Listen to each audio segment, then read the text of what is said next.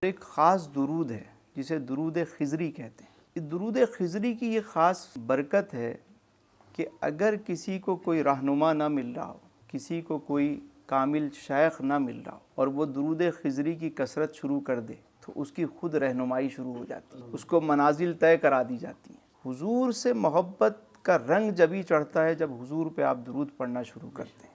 یہ ابتدائی سیڑھی ہے۔ اچھا، اس کا طریقہ یہ ہے کہ روزانہ کوئی تعداد اپنے لیے مخصوص کر لیں اور بس اس کا معمول بنا لیں اور محبت سے پڑھتے رہیں اور کوشش کریں کہ جب درود پڑھنے لگیں تو تصور اسی طرف رہے۔ ایک اور طریقہ بھی ہے، اگر آپ جو بعض حضرات نے، ہمارے مشائخ نے لکھا ہے، وہ بھی بڑا زبردست طریقہ ہے۔ وہ یہ ہے کہ رات کو جب آپ تمام معمولات سے فارغ ہوں اور سونے لگیں تو گنبد خضرا کا تصور کریں اور اس کے بعد دیکھیں کہ ایک سفید نور وہاں سے نکل رہا ہے اور وہ آپ کی آنکھوں کے ذریعے آپ کے دل میں اتر رہا ہے۔ بس یہ تصور باندھ کے درود پڑھنا شروع کریں، جتنا پڑھا جائے، جب نیند آ جائے بس آ جائے، بس یہ تصور روزانہ باندھتے رہیں اور یہ آپ کا سفر جو ہے وہ خود بخود، بس وہ پھر کرم جو ہے وہ، یہ ابتدائی چیزیں ہیں کہ جس سے آپ ایک اس راہ سلوک پہ، اس راہ میں آپ آگے بڑھتے ہیں۔